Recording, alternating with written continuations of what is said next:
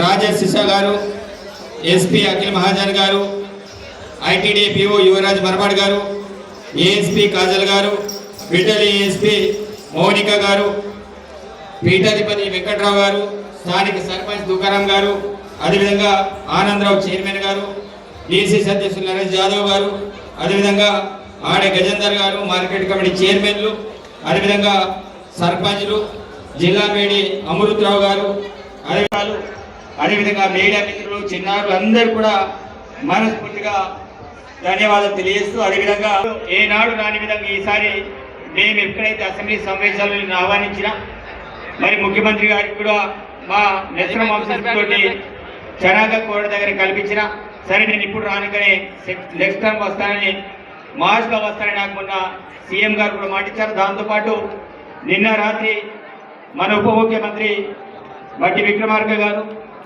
దానికంటే మన అక్క సీతక్క గారు, అదేవిధంగా దానికంటే ముందు జోపల్లి కృష్ణారావు గారు ఇన్ఛార్జి మంత్రివర్గాలు వచ్చారు. అదేవిధంగా రాత్రి గిరిజన సంక్షేమ మంత్రులు మరి అడ్లూరి లక్ష్మణ్ గురు గారు రావడం జరిగింది. అంటే ఈరోజు వివేక్ వెంకట స్వామి గారు కూడా వచ్చేటువంటి వారు రాలేకపోయారు. అంటే మంత్రివర్గం అంటే క్యాబినెట్లో సగం మంత్రివర్గం అంతా కూడా మరి పూర్తి స్థాయి ఇక్కడ రావడం అనేది జరిగింది. వచ్చిన వారందరూ కూడా మరొకసారి మంత్రులకి, ఉప ముఖ్యమంత్రి గారికి అందరూ కూడా మరొకసారి ధన్యవాదాలు తెలియజేస్తూ, అక్క మీరందరూ కూడా ఇక్కడ రావడం మేము అదృష్టంగా భావిస్తున్నాం. ముఖ్యంగా ఈ యొక్క వేదిక ఆ రోజులో హైమండ్రాబ్ గారు కుమ్రం భీం పోరాట స్ఫూర్తిని తీసుకొని ఆదివాసులు కుమ్రం భీం ఎందుకు పోరాటం చేశారు, దానికి వాస్తవాలు ఏంటి అనే ఆలోచన మీద ఆనాటి ప్రభుత్వం హైమండ్రాబ్ గారిని పంపిస్తే మరి ఈ ప్రాంతంలో కూడా రీసెర్చ్ చేసుకొని ప్రత్యేకించి ఆదివాసులు కొన్ని సమస్యలతోటి బాధపడుతున్నారు, వారికి కొన్ని వేదికలు అవసరం ఉంది అనే ఆలోచనతో ఆనాటి మరి హైమండ్రాబ్ గారు రీసెర్చ్ చేసి మరి కొన్ని వేదికలను ఏర్పాటు చేయడం అనేది జరిగింది. అన్నాడు కీర్తి మడవి రాజు గారు ధనోరా, అదేవిధంగా ఉన్నటువంటి అర్జుమక్క గారు కావచ్చు, ఉన్నటువంటి ఇక్కడ ఆదిలాబాద్ మడవి రాజు గారు కావచ్చు, ఆనాటి పెద్ద మనుషులు ఎవరైతే ఉన్నారో ఆ రోజు వాళ్ళందరితో చర్చించే ఒక మార్ల వేదికగా ఒకరొక వేదికని ఎస్లాపూర్ వేదికగా మరి ఇక్కడ ఆ యొక్క పక్కన సైడ్ ఉంది అక్కడ, అదేవిధంగా గిన్నెదరి కావచ్చు, ఇలా చాలామంది దాంట్లో ప్రధానంగా ఇప్పుడు ప్రతిసారి ఒక కార్యక్రమాలు జరుగుతుంటాయి. మరి దాని ప్రధానంగా జోడిగట్టు అయితే కుమ్రమి వర్ధంతి, కెస్లాపూర్ అయితే వర్ధంతి. ఈ యొక్క దర్బార్లలో ఆదివాసులందరూ కూడా పెద్ద ఎత్తున ఇక్కడ కెస్లాపూర్ కూడా చాలా రాష్ట్రాల నుంచి వస్తుంటారు, అదేవిధంగా జోడేఘాట్ నుంచి చాలా రాష్ట్రాల నుంచి వచ్చేసి వాళ్ళని మిగతా వాళ్ళు పూర్తిగా తీసుకొని వాళ్ళ రాష్ట్రాలకు పోయి మాట్లాడుతుంటారు. అదేవిధంగా ఇటీవల వచ్చిన వాళ్ళ ప్రజలందరూ కూడా వాళ్ళకి సంబంధించిన సమస్యల మీద ప్రత్యేకించి రిప్రజెంటేషన్ తీసుకొచ్చేసి గ్రీవెన్స్ స్టార్ను కూడా ఏర్పాటు చేయడం అనేది జరిగింది. మరి దాంతోపాటు ఉద్యమకారులందరూ కూడా, నేను కూడా ఒక ఉద్యమకారుడిగా ఆ రోజుల్లో జోడేఘాట్లో అనేక ఈ ప్రాంత సమస్యల మీద పోరాటం మీద చేసిన వ్యక్తిగా మరి ఈరోజు మా గూడెం గణేష్ గారు కావచ్చు, గొడపు సన్రావు గారు కావచ్చు, వారు కూడా వాళ్ళ సమస్యని ఒక నిరసన రూపంలో వాళ్ళు ఎందుకు వస్తున్నారంటే ఎన్నిసార్లు చెప్పినా సమస్యలు పరిష్కారం కాకపోతే మేము నిరసన తెలిపితే తప్ప మరి పరిష్కార మార్గం లేవనే ఆలోచనతో వాళ్ళు నిరసన తెలుపుతారు తప్ప ఏదో ప్రభుత్వానికి వ్యతిరేకంగా ఇంకేదో చేయాలనే కాన్సెప్ట్ కాదు. కాబట్టి వాళ్ళు ఏదైతే చెప్పినట్టు ఆవేదన ఈ రోజుల్లో నుంచి కాదు, ఆనాడు నేను విద్యార్థి నాయకుడు కూడా అనేక సార్లు పాదయాత్రలు ఇదే వేదిక మీద నేనే ఆనాటి ప్రభుత్వం వ్యతిరేకంగా అనేక రకాల వేదికలు ఇక్కడ ధర్నా కార్యక్రమం చేసిన చరిత్ర నాది. కాబట్టి ఈ రోజు కూడా వారు గూడెం గణేష్ గారు మాట్లాడుతూ ఆనాటి నుంచి కూడా ఈ రోజు వరకు కూడా మనం ఏదో ప్రభుత్వం మన సమస్యల పరిష్కారం చేస్తుంది, మా సమస్యలకు పరిష్కార మార్గం దొరుకుతుంది అనే ఆలోచనతో ఉన్నాం తప్ప ఉన్నటువంటి ప్రభుత్వాలు కూడా మా సమస్యల వైపు దృష్టి సారించలేదు. వారి యొక్క ఆవేదన మనందరికీ తెలుసు. ఉమ్మడి రాష్ట్రంలో ఏ సమస్యలకు పరిష్కారం దొరకలే.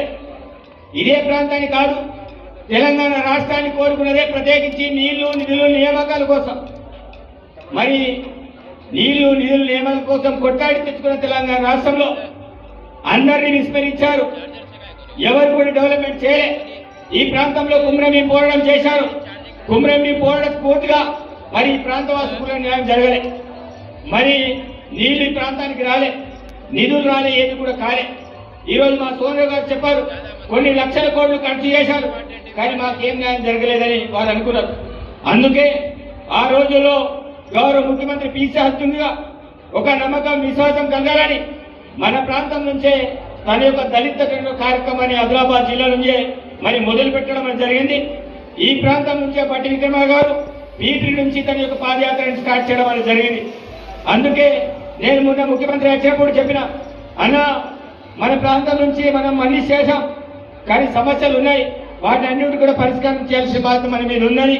అదేవిధంగా నిన్న నుంచి 2 రోజులుగా మరి ఉప ముఖ్యమంత్రి గారితో మాట్లాడి రాత్రి కూడా తనతో కూర్చొని, సార్ మీరు ఇదే యాత్రలో భాగస్వాములు అయ్యారు, సమస్యలు చాలా ఉన్నాయని జరిగింది.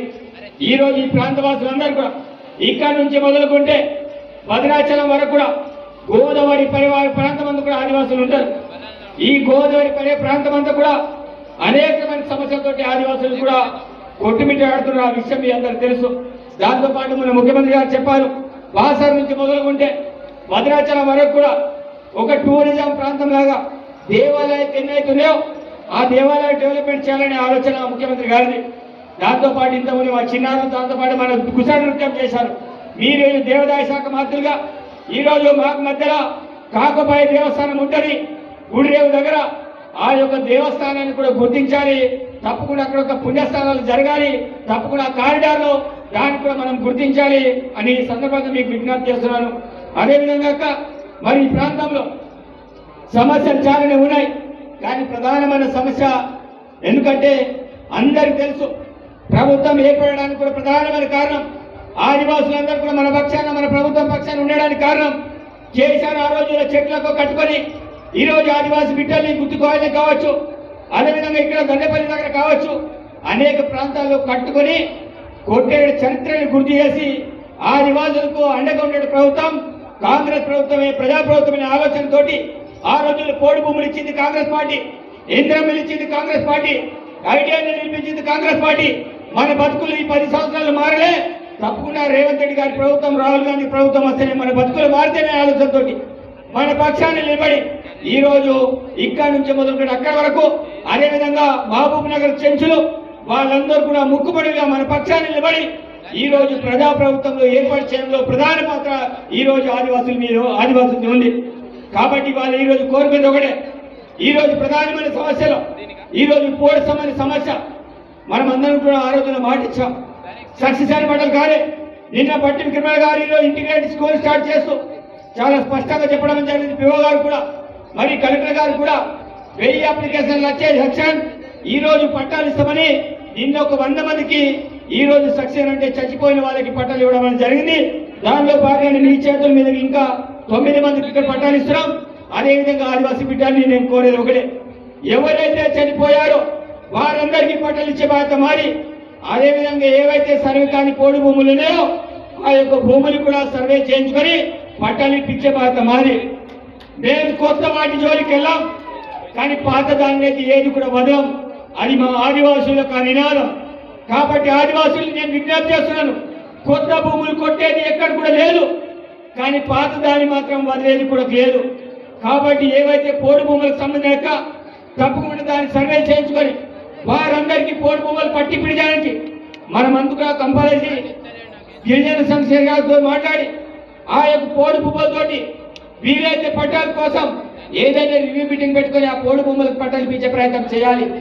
దాంతోపాటు ఈరోజు దేవస్థానాలు, ఆదివాసి యొక్క దేవస్థానాలన్నీ కూడా అన్ని కూడా ఈరోజు కచ్చరగడే కావచ్చు, దాంతోపాటు ఇక్కడ జంగుబాయి దేవస్థానమే కావచ్చు, దాంతోపాటు నేను ఈ వారం రోజుల కిందకి వెళ్ళిన ఎమ్మల రాజులే కావచ్చు, అదేవిధంగా పులికాహరి కావచ్చు, అదేవిధంగా దొడద దగ్గర జంగుబాయి దేవస్థానమే కావచ్చు, అదేవిధంగా ఎక్కడెక్కడైతే దేవస్థానాలు ఉన్నాయో అన్ని కూడా అటవీ ప్రాంతంలోనే ఉన్నాయి. ఆ అటవీ ప్రాంతంలో ఈరోజు ఆరోపి యాక్ట్లో చాలా స్పష్టంగా ఉంది, కమ్యూనిటీ ఫారెస్ట్ రైట్ కింద వారందరికీ కూడా హక్కులు కల్పించాలి. ఎందుకంటే మా వాళ్ళు అక్కడ పోయి పూజలు చేసుకొని మరి వాళ్ళ యొక్క దేవుళ్ళని గంగా స్నానం చేయించుకొని ఈ రోజు వాళ్ళ దేవస్థానాన్ని అక్కడ చేసుకొని తిరిగి వస్తుంటారు. కాబట్టి ఎన్ని ప్రాంతాలైతే దేవస్థానాలు ఉన్నాయో మరి వాటి మీద ఉమ్మడి ఆదిలాబాద్ జిల్లాలో సర్వని ఈ రోజు మనం సమ్మక్క జాగ్రత్త అంటున్నాం. దానికి కూడా కమ్యూనిస్ట్ పార్టీ సైడ్ చిలకల గుట్ట కావచ్చు, మిగతా ఏదైతే ఇంకో 2 గుట్టలు ఉంటాయి ఆ వాటితో సమ్మక్క సారకి గద్దెలతో సహా ఆదిలాబాద్ జిల్లాలోని దేవస్థానాలన్నిటి కూడా కమ్యూనిటీ పార్క్ సైట్ కింద వారందరికీ కూడా హక్కు పత్రాలు కూడా ఇవ్వాలని కూడా నేను విజ్ఞప్తి చేస్తున్నాను. దాంతోపాటు ఈరోజు ఆదివాసులు నాతో సహా పీడాకి ఏరిన వ్యక్తిగా, ఉపాధి హామీ కూలి పనిచేసిన వ్యక్తిగా నేను కూడా ఏదైతే టైగర్ జోన్ పేరని చెప్పుకుంటామో అదే టైగర్ జోన్ ఏరియాలో ప్రతి అడవిలో తిరిగి నేను బీడాకులు ఏరుకునే వ్యక్తిగా ఈరోజు ఆదివాసులు ఇప్పటికీ బీడాకులు ఏరుకుంటున్నారు, ఇప్పటికీ తడకలు అమ్ముకుంటున్నారు, ఇప్పటికీ మా తోటి సోదరులు పచ్చబొట్లు వేసుకుంటున్నారు, ఇప్పటికీ నాయకుడు బిడ్డలు ఇప్పటికీ తడకలు అమ్ముకుంటున్నారు. కానీ ఈరోజు వేపులు పోయి ఈరోజు బెదురు తీసుకొచ్చే హక్కు లేకుండా పోయింది. అదేవిధంగా వారు బీడాకు తీసుకురాలేకపోతున్నారు. అదేవిధంగా ఏదైతే బంక అమ్ముకొని బతికే పరిస్థితిలో బంక తీసుకురాలేకపోతున్నారు. ఇదంతా ఎందుకు చెప్తున్నారంటే ఆ 10 సంవత్సరాలు ఎవరు కూడా ఏమనలే. అటవీ శాఖ కూడా అధికారులు కూడా కొంత కళ్ళు మూసుకొని ఉన్నారో లేకపోతే ఏం చేస్తారో నాకు తెలియదు. కానీ మన ప్రభుత్వం వచ్చిన తర్వాత బదనం మనమవుతున్నాం, అందులో మన ప్రభుత్వం బదనమవుతుంది. 10 సంవత్సరాలు ఏం చేయలే, కానీ గవర్నమెంట్ నమ్ముకొని నువ్వు ఓటు చేశాం. కానీ ఈరోజు మమ్మల్ని ఇబ్బంది పెడుతుంది, ఆదివాసులు బాధపడుతున్నారు. అందుకే నేను అనేక వేదికల అసెంబ్లీ సాక్షిగా అదేవిధంగా మన రివ్యూ మీటింగ్లో కావచ్చు అటవీ శాఖ మీద నాకు అధికారుల మీద ఎవరి మీద కోపం లేదు. కానీ వాంటెడ్లు ఎవరినైతే ఇబ్బంది పెడుతున్నారో అలాంటి అంశాలలో చాలా మంది ఇబ్బంది పడుతున్నారు. కాబట్టి ఈరోజు అట్లాంటి వాళ్ళ మీద కేసులు బనాయించుకుంటా ఈరోజు మా సోదరు గారు నడుచుకుంటూ వచ్చారు. నేనేమో మా కులం మీడియాలు అక్కడ కులం కూడా లాపారు. వాళ్ళ ఆవేదన ఒకటే, ప్రభుత్వం ఇందిరం ఇల్లు కట్టడానికి ఇల్లు ఇస్తే ఈరోజు అటవీ శాఖ అడ్డుకుంటుందని. ఈ విషయంలో ఈయన మంత్రిగా పెట్టి ఏదో ఒక పరిస్థితి మార్గం చూపండి, లేకపోతే రిహాబిలిటేషన్ చేస్తారో చేయండి. ఒకవైపు రిహాబిలిటేషన్ చేయకుండా మరి వాళ్ళకి ఇలాంటి డెవలప్మెంట్ చేయకుండా ఆపడం మరి రాజ్యాంగానికి విరుద్ధం. కాబట్టి ఒకవేళ తరలించాలనుకుంటే వాళ్ళతోటి మాట్లాడి వాళ్ళని బయటగానే తేవాలి, కాదనుకుంటే వాళ్ళకి డెవలప్మెంట్ అయినా చేయాలి. కాబట్టి నా ప్రాంతంలో ఎన్నైతే ఇంద్రమిల్లు ఆగాయో వాటన్నిటి కూడా ఇంద్రమిల్లు కట్టడానికి అనుమతులు ఇచ్చే విధంగా ప్రయత్నం చేయాలి. ఈరోజు ముఖ్యమంత్రి గారు కూడా అదేవిధంగా ఉప ముఖ్యమంత్రి గారు కూడా చెప్పారు, త్వరలోనే మీటింగ్ పెట్టి పరిష్కారం చేయాలని. కాబట్టి అక్క నేను చెప్పేది ఒకటే, ఈ ప్రాంతంలో అటవీ సమస్య తప్ప వేరే సమస్యలు ఏమి లేవు. ఈరోజు అటవీ సమస్యలతోటి రోడ్లు అయితే లేవు, అటవీ సమస్యలతోటి ఇల్లు కట్టుకుంటే లేదు, అటవీ సమస్యతోటి ఈరోజు మేము కట్టెపోయి తీసుకోమంటే కట్టెలు తీసుకురానిస్తలేరు. కాబట్టి ఈ సమస్యలకి పరిష్కార మార్గం ఈరోజు పోరాటం అంతా కూడా నేను కూడా ఎమ్మెల్యేగా ఈరోజు నా పోరాటం అటవీ శాఖతోటే పోరాటం నడుస్తుంది తప్ప ఇక ప్రతిపక్షం లేదు, ఇంకేది కూడా లేదు. కాబట్టి ఇది క్లారిటీ. కాబట్టి ఈ యొక్క సమస్యని మీ ద్వారా పరిష్కారం కావాలి, రివ్యూ మీటింగ్ జరగాలని మీకు కోరుకుంటూ, అదేవిధంగా కిస్లాపూర్కి సంబంధించిన సమస్య ఈరోజు దేవస్థానానికి మనం అధికారంలో వచ్చిన తర్వాతనే వీళ్ళు రోడ్డు అనేక సార్లు కావాలని కోరుకున్నాం, ఎవరు కూడా పట్టించలే. 10 సంవత్సరాలు మన వైపు కన్నెత్తి కూడా చూడలే. కానీ ఈరోజు ముఖ్యమంత్రి గారు ఆలోచన చేసి, ఈరోజు అక్క గారు ఆలోచన చేసి, ఉప ముఖ్యమంత్రి గారు ఆలోచన చేసి, నేను అనేక సందర్భాలు అనేక వేదికగా అక్క పోవడానికి రోడ్డు ఇబ్బంది అవుతుంది, చిన్న రోడ్డు ఉంది, దానికి కావాలంటే అక్క కూడా ఒప్పుకొని, మరి ఉప ముఖ్యమంత్రి గారు కూడా ఒప్పుకొని, సీఎం గారు ఒప్పుకొని మరి ఈ యొక్క దేవస్థానానికి 15 కోట్లు మంజూరు చేసి ఈరోజు 79 రోడ్లు నేను టెంకాయ కూడా కొట్టడం అనేది జరిగింది. వచ్చే జాతర కల్లా మరి డివైడర్తో సామాన్ రోడ్లు కట్టిస్తున్నాం. దాంతోపాటు ఇక్కడ 1 కోటి రూపాయలు మంజూరు చేశాం, అది టెండర్ కూడా అయింది. మరి త్వరలోనే దాని యొక్క పనులు ఒక అన్నదాన క్షేత్రంలో వాళ్ళు కోరుకున్న విధంగా ఏది చేయాలని అది చేస్తాం. దాంతోపాటు అక్క 22 కోట్లకు సంబంధించిన ప్రపోజల్స్ టీపీఆర్ని తయారు చేసుకొని కలెక్టర్ ద్వారా మేము గవర్నమెంట్కి పంపడం అనేది జరిగింది. ఆ యొక్క లెటర్ని నేను అసెంబ్లీ సెషన్ల ద్వారా ముఖ్యమంత్రి రేవంత్ రెడ్డి గారికి ఇచ్చా, దాంతోపాటు బట్టి విక్రమార్ గారికి ఇచ్చా.